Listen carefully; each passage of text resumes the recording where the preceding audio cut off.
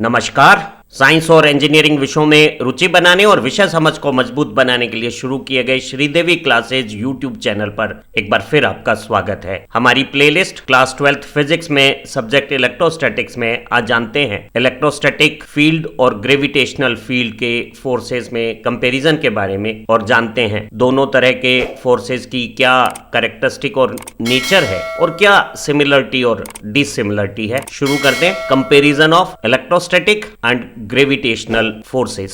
We have to study equilibrium condition of a charge placed in air media with vertical position of another charge either below it or above it. We know every charge possess mass, and in earth gravitational field all charged particle will have a vertical downward gravitational force acting on charged particle as per their mass and acceleration due to gravity, and force of gravitational action is vertically downward mg, and depending upon polarity of this charge we can place a positive or negative charge either vertically downward or vertically upward such that that charge will produce an electrostatic force on this particle equal and opposite to gravitational force to maintain equilibrium of this charge in air. If this charge is a positive charge, we can place either a positive charge downward side or a negative charge at upward side to produce a force in upward direction, and if that electrostatic force become equal to gravitational force, then two equal and opposite force will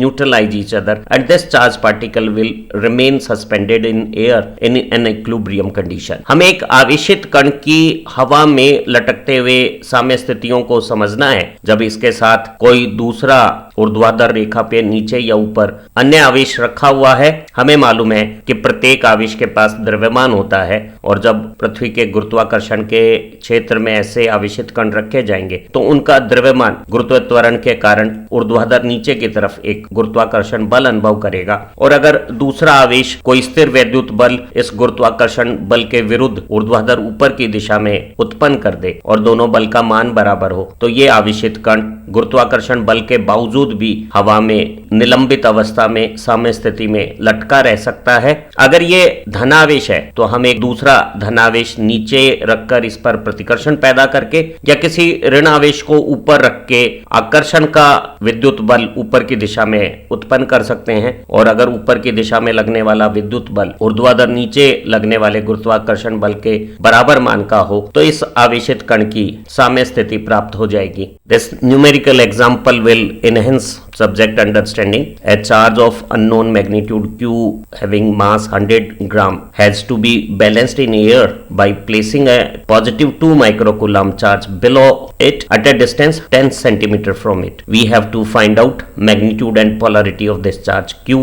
Now it is given that this charge has a mass of 100 gram or 0.1 kilogram and that will have a gravity force vertically downward, and this charge of 2 microcoulomb got positive polarity, and to produce vertically upward electrostatic force unknown charge must be of like polarity, then only they could have a repulsion in vertical upward direction. So unknown charge got a positive polarity and let its magnitude is q, so the electrostatic force and gravitational force equilibrium condition would become that electrostatic force given by k 9 into 10 to the power 9, unknown charge q, given charge 2 microcoulomb, and the separation 0.1 meter, 10 centimeter is converted into meter, is equal to gravitational force m, and we can take acceleration due to gravity approximately equal to 10, and solution will result this value of unknown charge q as 0.1 to other side got change of position and it will come in numerator position, and this 9 to the 18 and power 10 to the power plus 9 and minus sign results in plus 3 go to denominator side to the other part, and by solution it will be 1 by 18 10 की power minus 5 coulomb. So if this charge is positive charge of this magnitude, then even though it possess 100 gram of mass, it will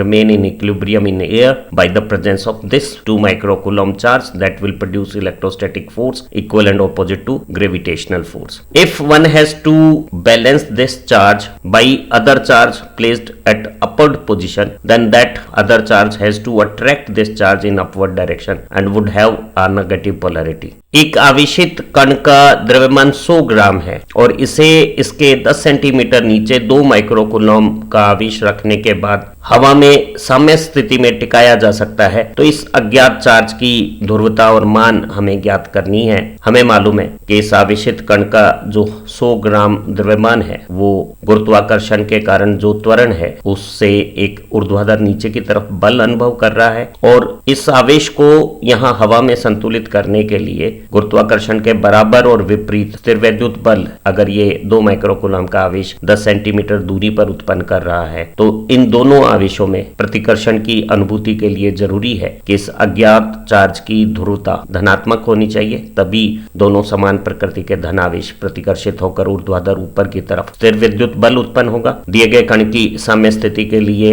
स्थिर वैद्युत बल और गुरुत्वाकर्षण का बल बराबर और विपरीत है। स्थिर वैद्युत बल हो गया है कि 9 × 10⁹ अज्ञात आवेश और दिया गया 2 माइक्रोकूलम आवेश और दोनों के बीच की दूरी 10 सेंटीमीटर को मीटर में हमने बदल दिया है और ये 0.1 का वर्ग व्युत्क्रमानुपाती हो गया है विद्युत बल में और गुरुत्वाकर्षण के बल में ये 100 ग्राम द्रव्यमान 0.1 किलोग्राम हो गया है। गुरुत्व त्वरण के मान को लगभग 10 माना जा सकता है। तो ये गुरुत्वाकर्षण का बल हो गया। दोनों बल बराबर मान के साम्य समीकरण बन गया है। यहाँ 0.1 की 10 से गुणा 1 हो गई है। 1 के साथ 0.1 की दिशा बदलने पर ये हर की राशि उधर अंश में आ गई है और इधर 9 और ये 2 18 हर में पहुंच गए हैं और 10 की घात +9 और 10 की घात -6 जो 10 की घात +3 पावर है वो हर में आ गई है दूसरी तरफ और हल करने पर ये 1/18 × 10 की घात -5 कूलम आवेश आ गया है। तो अगर इस धन प्रकृति के आवेश का मान इतना हो तो ये इस 2 माइक्रोकूलम से 10 सेंटीमीटर ऊपर की स्थिति में 100 ग्राम द्रव्यमान होने के बावजूद भी अपने भार को विद्युत बल से प्रतिसंतुलित कर लेगा और साम्य स्थितियों में टिका रहेगा। इसी आवेश को अगर संतुलित रखना था और हमें आवेश को नीचे के बजाय ऊपर ऊर्ध्वाधर स्थिति देनी थी तो इस आवेश को विद्युत बल से आकर्षण करने के लिए ऊपर की तरफ हमें ऋण आवेश रखना होता। तो एक ऋण आवेश इस आवेश को ऊपर की तरफ आकर्षित करके भी साम्य स्थितियों में रख सकता था। In our physical world, 4 types of natural forces or field system exist. In nucleus of every atom, nucleons, neutron and proton have nuclear forces. In molecules, atom have weak interaction forces, and in electrostatics, charged particle have electrostatic forces, and in gravity, mass particle have gravitational force or fields. In some conditions, both electrostatic forces and gravitational forces coexist in our nature. Since all charged particles possess mass, so being charged they have electrostatic force, and with possession of mass they also have gravitational force. So there is a situation where we can compare both strength of electrostatic force and gravitational force. One such example is hydrogen atom, where proton got positive charge, electron got negative charge, and both have different amount of mass, and the two have a small separation of 0.53 angstrom or 5.3 × 10⁻11 meter. So the electrostatic force is given as K, and both have same Q electronic charge 1.6 × 10⁻19 multiplied by 1.6 × 10⁻19 again, and the distance is 0.53 angstrom and force is inverse square of distance, and numeric calculation resulted in 8 × 10⁻8 Newton. Now similarly proton got 1.67 × 10⁻27 kg mass, electron got 9.1 × 10⁻31 kg mass. The mass is very small, and gravitational constant Z, capital Z, got a value 6.67 × 10⁻11, and the separation is same of nucleus and electron, and both electrostatic force and gravitational force are inverse square force, and force calculation results in 3 × 10⁻47 Newton amount. And if we compare electrostatic force and gravitational force, we found that electrostatic force is very powerful compared to gravitational force in this case, and it is roughly 10⁻39 times stronger than gravity force. हमारी भौतिक दुनिया या प्रकृति में अनेक प्रकार के force, बल या क्षेत्र कार्यरत हैं। जैसे किसी भी परमाणु के नाभिक में जो नाभिकीय कण है, प्रोटॉन और न्यूट्रॉन, उनके बीच में बहुत मजबूत आकर्षण के नाभिकीय बल कार्यरत हैं। इसी तरह से परमाणुविक संरचनाओं में अणुओं के बीच में क्षीण अन्योन क्रियाएं होती हैं। विद्युत आवेशों के बीच में स्थिर वैद्युत के बल हो सकते हैं। द्रव्यमान कणों के बीच में गुरुत्वाकर्षण के बल या क्षेत्र हो सकते हैं। क्योंकि सभी आवेशित कणों के पास द्रव्यमान होता है, तो ऐसी स्थितियों में आवेश के कारण स्थिर वैद्युत क्षेत्र के बल और द्रव्यमान के कारण गुरुत्वाकर्षण के बल हो सकते हैं। और ऐसी स्थितियों में हम विद्युत बल और गुरुत्वाकर्षण बलों की तुलना कर सकते हैं। ऐसा ही एक उदाहरण हाइड्रोजन का एटम है, जहां नाभिक की प्रोटॉन संरचना और कक्षीय इलेक्ट्रॉन के बीच में द्रव्यमान के कारण गुरुत्वाकर्षण का आकर्षण है और आवेश विपरीत प्रकृति के एक स्थिर वैद्युत आकर्षण भी बना रहे हैं। यहाँ विद्युत बल का मान K जो 9 × 10⁹ ले लेते हैं। दोनों इलेक्ट्रॉन और प्रोटॉन के आवेश, इलेक्ट्रॉनिक आवेश 1.6 × 10⁻19 कूलम के बराबर है। दोनों बराबर हैं, गुणा होने पे वर्ग हो गए हैं। और इलेक्ट्रॉन और नाभिक के बीच में हाइड्रोजन एटम में 0.53 एंगस्ट्रॉम जो दूरी है, उसे हम 5.3 × 10⁻11 मीटर लेंगे और विद्युत बल को दूरी के वर्ग के व्युत्क्रम अनुपाती समझें तो ये गणना 8 × 10⁻8 न्यूटन एक कंसिडरेबल ठीक मान का बल बताती है। इन्हीं परिस्थितियों में नाभिक में प्रोटॉन के द्रव्यमान 1.67 × 10⁻27 किलोग्राम और इलेक्ट्रॉन के द्रव्यमान 9.1 × 10⁻31 किलोग्राम में अगर हम सार्वत्रिक गुरुत्वाकर्षण नियतांक कैपिटल G का गुणा कर दें तो जो गुरुत्वाकर्षण का बल है Gm1m2/r², उसकी गणना की जाए तो ये बल बहुत निम्न कोटि का 3 × 10⁻47 न्यूटन प्राप्त होता है। अगर हम समान परिस्थितियों में प्रोटॉन और इलेक्ट्रॉन के बीच में विद्युत बल और गुरुत्वाकर्षण बल की तुलना करें तो हम पाते हैं कि गुरुत्वाकर्षण बल की तुलना में विद्युत बल बहुत ज्यादा मजबूत है, वो 10⁻39 गुना ज्यादा मजबूत है। So we found that electric force is quite stronger than gravitational force as in hydrogen atom or elsewhere, and gravity force is the weakest force of nature, and gravity force between two mass is always attractive type force, but this gravity force is applicable to all distance positions. That means it applies within nucleus, among nucleons, and in satellar objects between earth and sun. The gravity force is also applicable. Compared to gravity force, electrostatic force is quite strong force, and for opposite polarity it is attractive in nature, and for like polarity it is repulsive in nature. But this Coulomb's force is not applicable to all distance position within nucleus, among nucleons, proton and neutron. We presume that electrostatic force won't exist. If we consider electrostatic force among protons of an nucleus, it will make stability of nucleus doubtful. So we presume that electrostatic force is not applicable to very small nuclear distances. हमने पाया कि hydrogen के परमाणु की भांति ही अन्य स्थितियों में भी गुरुत्वाकर्षण बल की तुलना में विद्युत बल काफी अधिक मजबूत है। वस्तुतः जो गुरुत्वाकर्षण के बल हैं वो प्रकृति के सबसे कमजोर प्रकार के बल हैं और ये हमेशा द्रव्यमान कणों के बीच में आकर्षण प्रकार के होते हैं और सभी दूरियों पे गुरुत्वाकर्षण बल को लागू माना जाता है। एक नाभिक के अंदर जो नाभिकीय कण न्यूट्रॉन और प्रोटॉन है उनके बीच में भी हम गुरुत्व बल के आकर्षण को कार्यरत मानते हैं। उसी तरह से बहुत विशाल खगोलीय दूरियां हैं सूर्य और पृथ्वी के बीच की, उन दूरियों में भी हम सूर्य और पृथ्वी के बीच में गुरुत्वाकर्षण के आकर्षण बल को कार्यरत मानते हैं। वहीं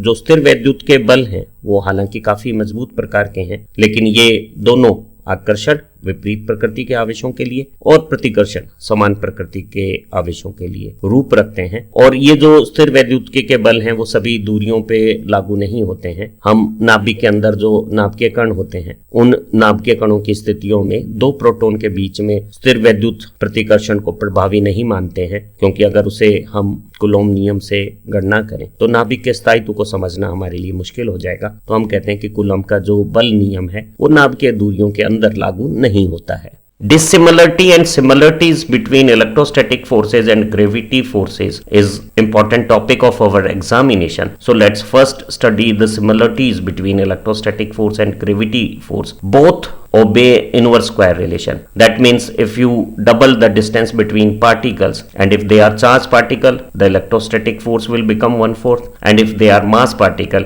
the gravitational force also become 1/4 at double distance. Both electrostatic force and gravity force act along the joining line of two interacting body. That means both are having central force tendency, and such central force doesn't depend upon presence of other similar nature charges in surroundings, as they are interaction of only two interacting bodies, and such central force also configure a conservative field around themselves where amount of work done in a closed loop is always zero. So both electrostatic force and gravitational force produce conservative field. Both electrostatic force and gravity force can work in vacuum without any medium. So this is again a similarity. Let's talk about dissimilarity between electrostatic force and gravity force. The gravity force depends upon mass and not on charge, whereas electric force depends on charge and not on mass. Electric force is very strong compared to gravity force. In fact, gravity force is weakest natural force.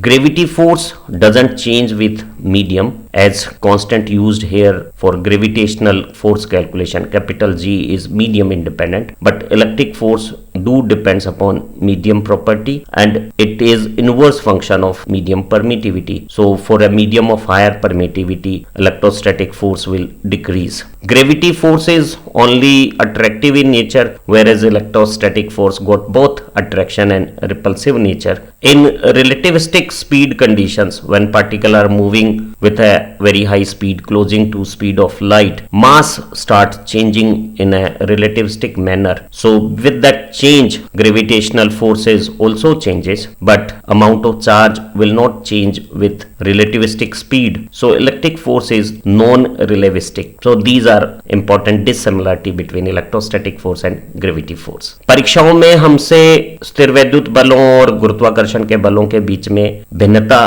और समानता के बारे में प्रश्न पूछा जाता है। पहले दोनों में समानता देखते हैं। दोनों विद्युत बल और गुरुत्वाकर्षण बल व्युत्क्रम वर्ग नियम की पालना करते हैं, अर्थात अगर अन्योन क्रिया करने वाले कणों के बीच में दुगनी दूरी कर दी जाएगी तो बल 1/4 हो जाएगा। द्रव्यमान कणों में गुरुत्वाकर्षण का बल दुगनी दूरी पे 1/4 हो जाता है, और आवेशित कणों में दुगनी दूरी पे विद्युत बल 1/4 हो जाता है। दोनों विद्युत आवेशों के विद्युत बल और द्रव्यमानों के गुरुत्वाकर्षण बल केंद्रीय प्रकृति के बल हैं, अर्थात दोनों जो अन्योन कण हैं उन्हें जोड़ने वाली रेखा के अनुदिश कार्यरत होते हैं, और किसी भी दूसरे कण की समीप में उपस्थिति पर ये दो कणों के बीच की अन्योन क्रिया का बल निर्भर नहीं करता है। दोनों स्थिर वैद्युत के बल और गुरुत्वाकर्षण के बल अपने चारों तरफ एक संरक्षित क्षेत्र का निर्माण करते हैं, और उस क्षेत्र में एक बंद पाश में चलने पर कण का किया गया कुल कार्य सदैव शून्य होता है। दोनों स्थिर वैद्युत बल और गुरुत्वाकर्षण के बल बिना किसी माध्यम के निर्वात में भी कार्यरत रहते हैं। इन्हें कार्य करने के लिए माध्यम की आवश्यकता नहीं है। अब जरा असमानताओं की चर्चा कर लेते हैं। स्थिर वैद्युत बल और गुरुत्वाकर्षण के बलों में जो मुख्य असमानताएं हैं वो निम्नानुसार है। जहां गुरुत्वाकर्षण का बल द्रव्यमान पे निर्भर करता है, आवेश पे निर्भरता नहीं रखता है, वहीं जो विद्युत बल हैं वो केवल आवेश पे निर्भर करते हैं, उनकी द्रव्यमान पे निर्भरता नहीं है। जहां गुरुत्वाकर्षण का बल केवल आकर्षण प्रकृति रखता है, विद्युत बल समान प्रकृति के आवेशों में प्रतिकर्षण प्रकार का होता है और विपरीत प्रकृति के आवेशों में आकर्षण प्रकार का होता है। गुरुत्वाकर्षण के बलों की तुलना में विद्युत बल बहुत ज्यादा मजबूत है। वस्तुतः गुरुत्वाकर्षण के बल तो दुनिया के सबसे कमजोर प्रकार के बल हैं, और विद्युत बल नाभिकीय बल के बाद दूसरा सबसे मजबूत बल है। माध्यम को अगर हम बदल देते हैं तो जो गुरुत्वाकर्षण का बल है दो द्रव्यमान कणों के बीच में Gm1m2/r², उसका मान नहीं बदलता, क्योंकि गुरुत्वाकर्षण का जो नियतांक है वो सार्वत्रिक नियतांक है, वो माध्यम बदलने पर बदलता नहीं है। वहीं जो विद्युत बल है वो आवेशित कणों के माध्यम बदलने पर माध्यम की विद्युतशीलता के व्युत्क्रमानुपाती बदल जाते हैं। अगर माध्यम की विद्युतशीलता अधिक है तो माध्यम में रखे हुए आवेशों के बीच में लगने वाला बल कम हो जाएगा। अगर कण प्रकाश तुल्य वेग से गति करें और सापेक्ष स्थितियां आ जाए, रिलेटिविस्टिक स्पीड्स आ जाए, तो ऐसी स्थितियों में सापेक्षवाद के अनुसार द्रव्यमान में परिवर्तन होने लगता है और गुरुत्वाकर्षण बल का मान सापेक्षित स्थितियों में बदलता है। वहीं आवेश का मान सापेक्षित स्थितियों के साथ बदलेगा नहीं, वो हमेशा नियत रहता है। तो विद्युत बल है वो सापेक्षित स्थितियों में भी परिवर्तित नहीं होते, वो नॉन रिलेटिविस्टिक हैं। तो ये कुछ भिन्नताएं हुई विद्युत बल और गुरुत्वाकर्षण बलों में। उम्मीद है आज की इस लर्निंग वीडियो से स्थिर वैद्युत और गुरुत्वाकर्षण बलों में तुलना आपको अच्छी तरह से समझ में आ गई होगी। आप दोनों प्रकार के बलों में समानता और असमानताओं को भी बेहतर तरीके से समझ गए हैं और सभी प्रकार की प्रतियोगी परीक्षाओं में जो इस विषय के प्रश्न आएंगे उन्हें करते समय आपको मदद मिलेगी। आप अच्छा पढ़ें, तरक्की करें, ज्यादा सफलता पाएं। इन्हीं उम्मीदों के साथ फिर मिलते हैं एक नई लर्निंग वीडियो के साथ। Thank you very much.